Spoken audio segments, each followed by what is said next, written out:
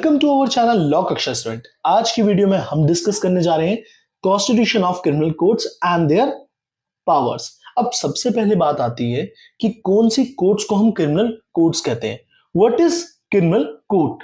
A criminal code is a code that has the jurisdiction and the authority to try and punish the persons accused of committing a crime as per criminal law.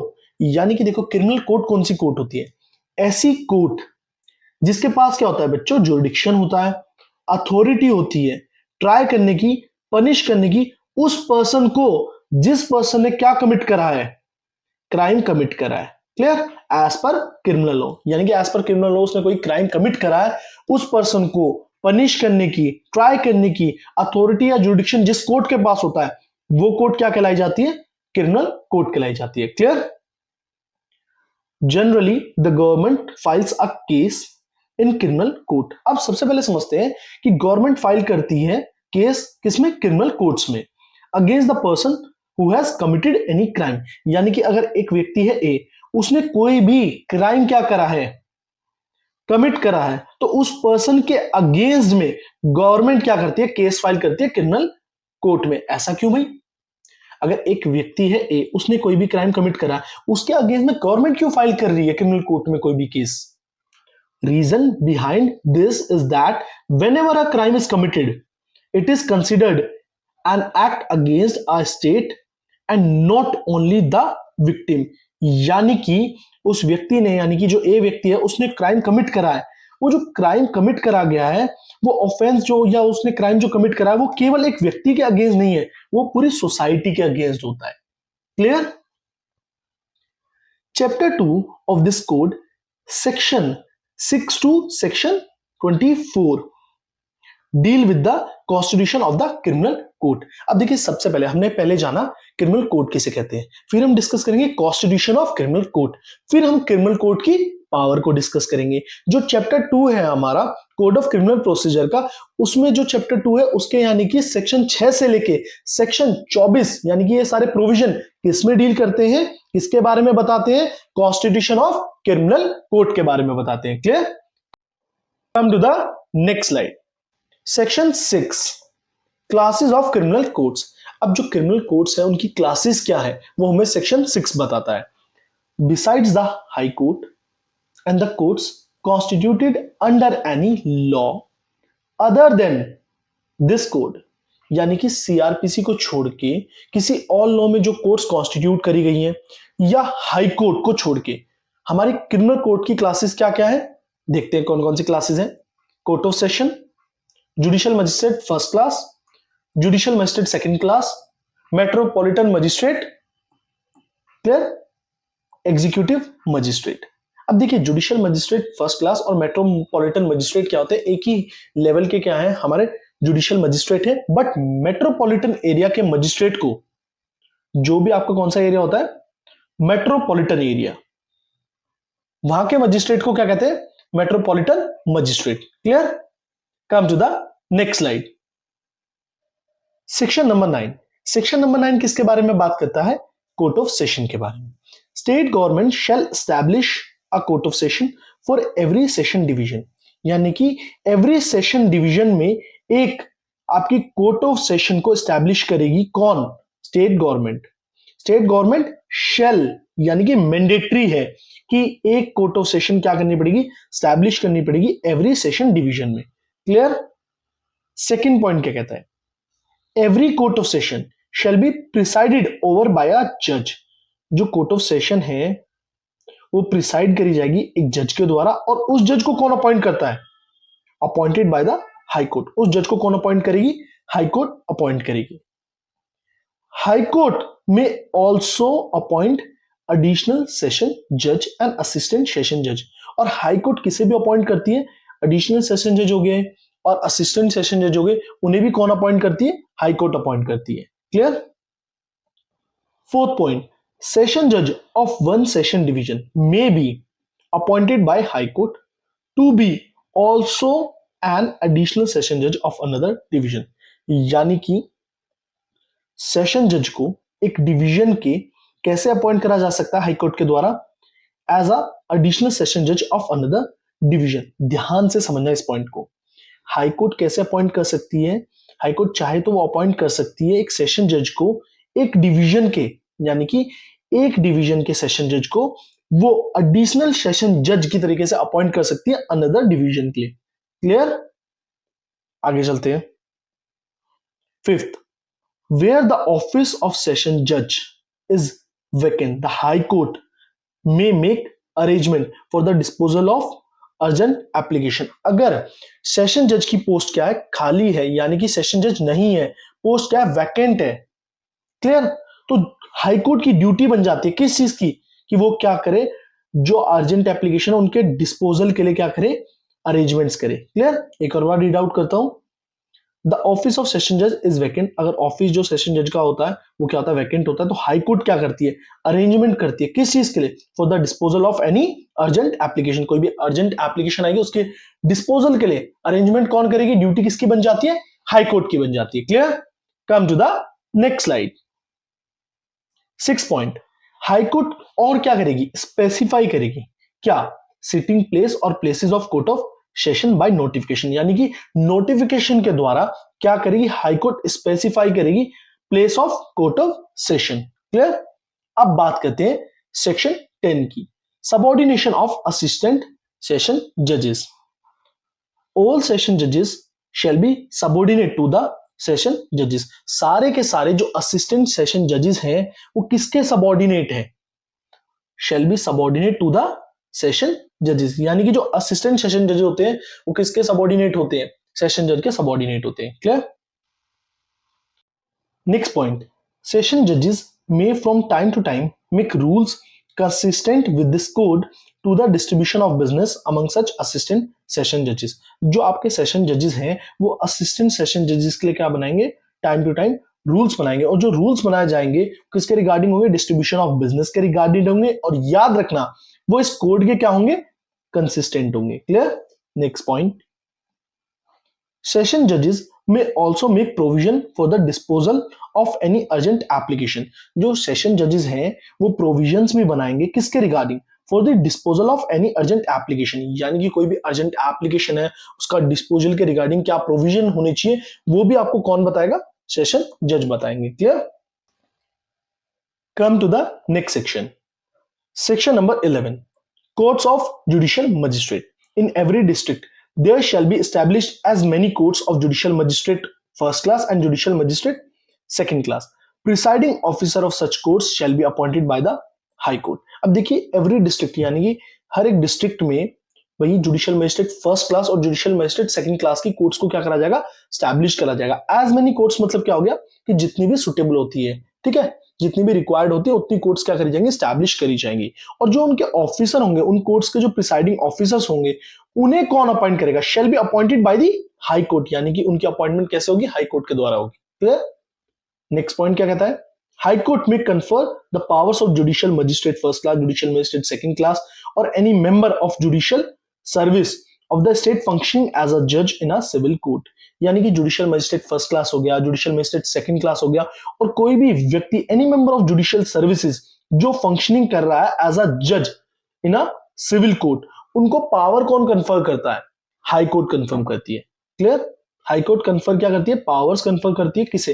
Judicial magistrate first class, judicial magistrate second class, और वो person any member of judicial services जो functioning कर रहा है as a जज in civil court. Clear? Come to the next slide, section 20, executive magistrate.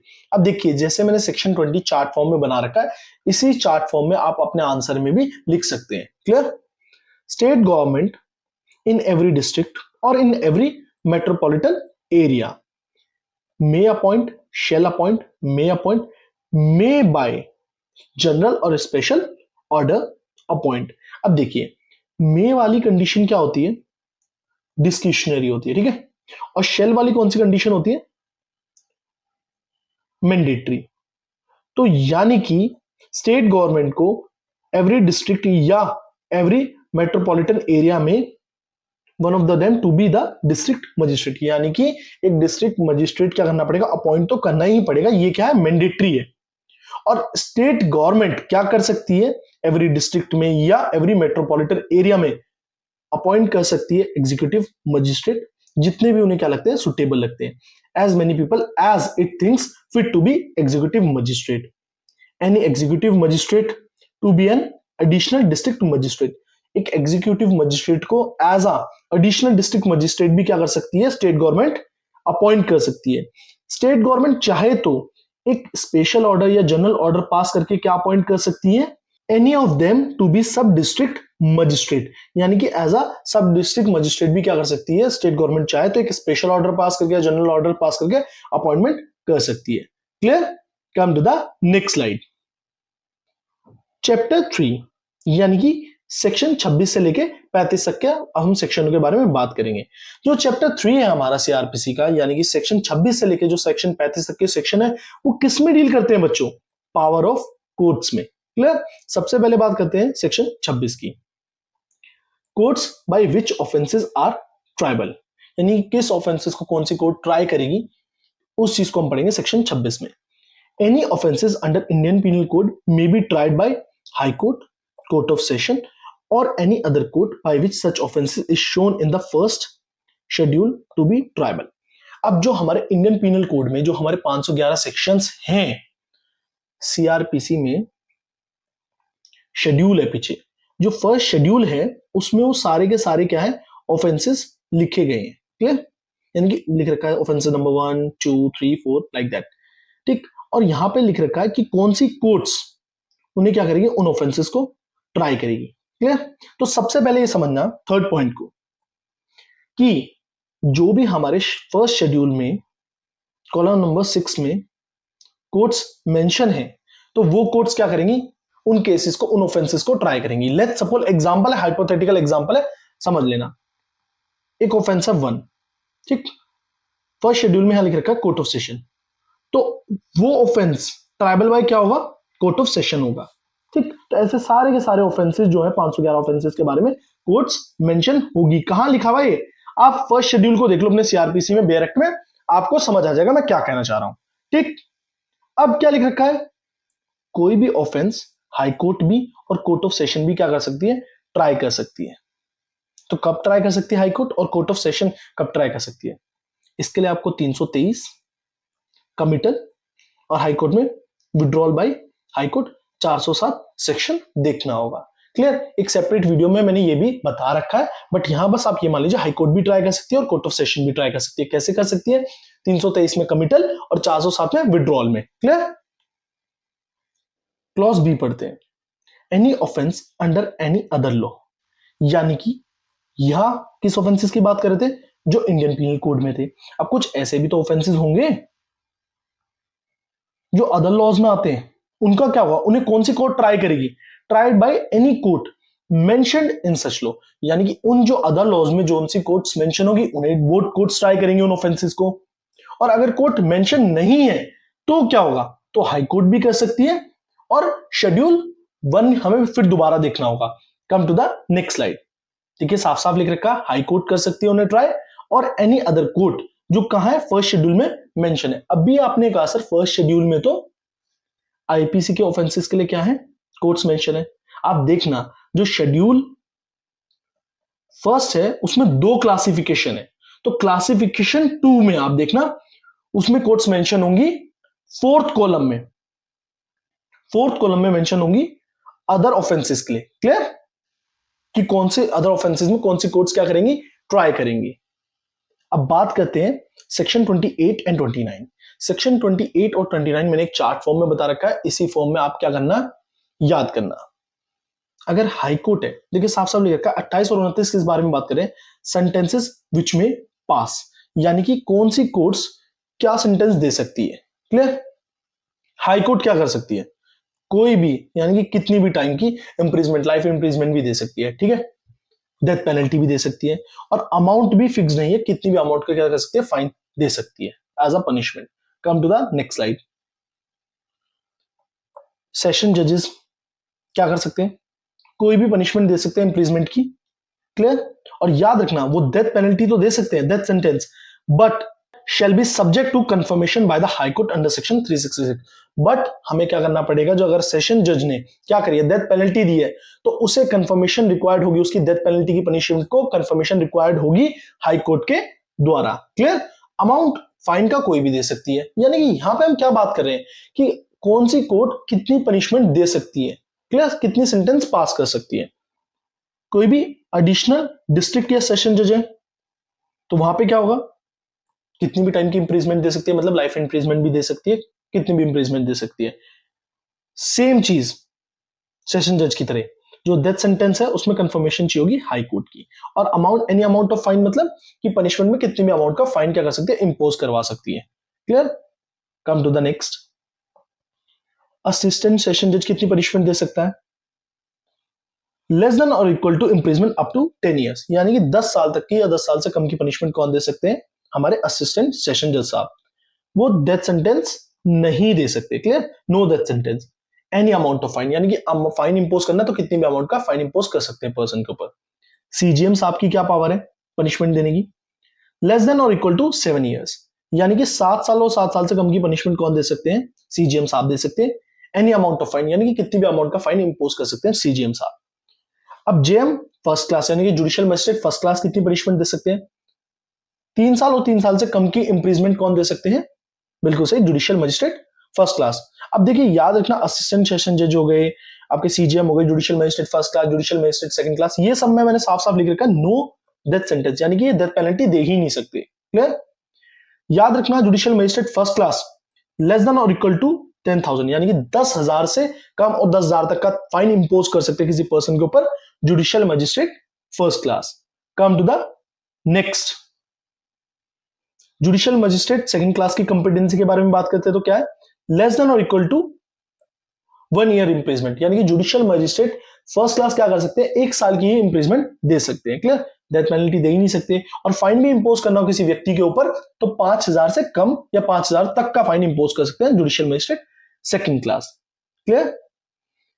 Section 28 and section 29 of the criminal procedure code, देखिए यहां पे 1973 होना चाहिए, यहां पे गलत है। ठीक है?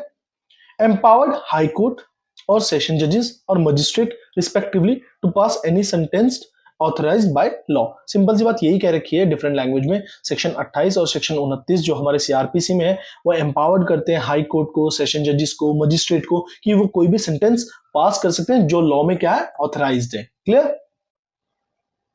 कम to the next, section 30, sentence of imprisonment in default of, time नहीं आएगा बच्चों, यहां पे फाइन लिख लीजिए। क्लियर? आप अंडरस्टैंड कर सकते हैं कई बार क्या होता है लिखने में गलती हो जाती है, यहां पे आप टाइम की जगह क्या लिख लीजिए बच्चों, नोट्स में फाइन लिख लीजिए। क्लियर? तो यानी कि क्या बताया गया है कि let's suppose judicial magistrate second class, ठीक, कितनी पनिशमेंट दे सकते हैं फाइन की, उन्होंने 3,000 क्या कर दिया, फाइन इंपोज कर दिया लेट्स सपोज ए के ऊपर। अब उसने ये फाइन भी नहीं दिया, ठीक, अब ये 3,000 रुपए नहीं पे करे किसने, ए ने, कोर्ट में। अब जुडिशियल मजिस्ट्रेट क्या कर सकता है, वो इंप्रिजमेंट दे सकता है इन डिफॉल्ट ऑफ फाइन, यानी कि उसके फाइन ना पे करने के डिफॉल्ट के लिए वो क्या कर सकता है, इंप्रिजमेंट दे सकता है। कितनी दे सकता है, क्या दे सकता है, वो चीज हमें सेक्शन 30 बताता है। समझते हैं, मजिस्ट्रेट में award imprisonment in default of payment of fine, देखो यहां पे सही आ गया ना फाइन, ठीक है। मजिस्ट्रेट क्या कर सकता है, अवार्ड कर सकता है इंप्रिजमेंट, किस केस में, इन default of payment of fine, की फाइन की पेमेंट नहीं करी, उसमें क्या कर दिया आपने, डिफॉल्ट कर दिया, तो मजिस्ट्रेट साहब क्या कर सकते हैं, अवार्ड कर सकते हैं इंप्रिजमेंट। कितनी कर सकते हैं, उसका टर्म क्या हो सकता है इंप्रिजमेंट का, 2 क्लॉज है। एक क्लॉज क्या कहता है, not in excess of the power of the magistrate under section 29, यानी कि 29 सेक्शन में जो मजिस्ट्रेट साहब को क्या कर गई है, पावर दी गई है, उससे ज्यादा आप क्या नहीं कर सकते, इंप्रिजमेंट नहीं दे सकते। मतलब let's suppose judicial magistrate second class है, वो 1 साल की इंप्रिजमेंट दे सकते हैं, तो इससे ज्यादा तो देंगे ही नहीं, ठीक है। Not in excess of the power, जो पावर सेक्शन 29 में मजिस्ट्रेट साहब को दी गई है इंप्रिजमेंट देने की, उससे एक्सेस में नहीं देंगे। क्लॉज बी क्या कहता है, क्लॉज बी है important, not exceed 1/4 of the magistrate competency, वो अपनी कंपिटेंसी से 1/4 से ज्यादा भी नहीं दे सकते। मतलब let's suppose judicial magistrate second class उनकी कंपिटेंसी कितनी है? 1 ईयर, यानी कि 12 मंथ्स। तो इसमें 1/4 यानी कि किसी ने फाइन की अमाउंट को पे करने में क्या करा है? डिफॉल्ट करा है, तो वो इससे ज्यादा भी नहीं दे सकते, यानी कि 3 मंथ्स। अभी आप मजिस्ट्रेट कंपिटेंसी समझ गए? 1 ईयर, क्लियर?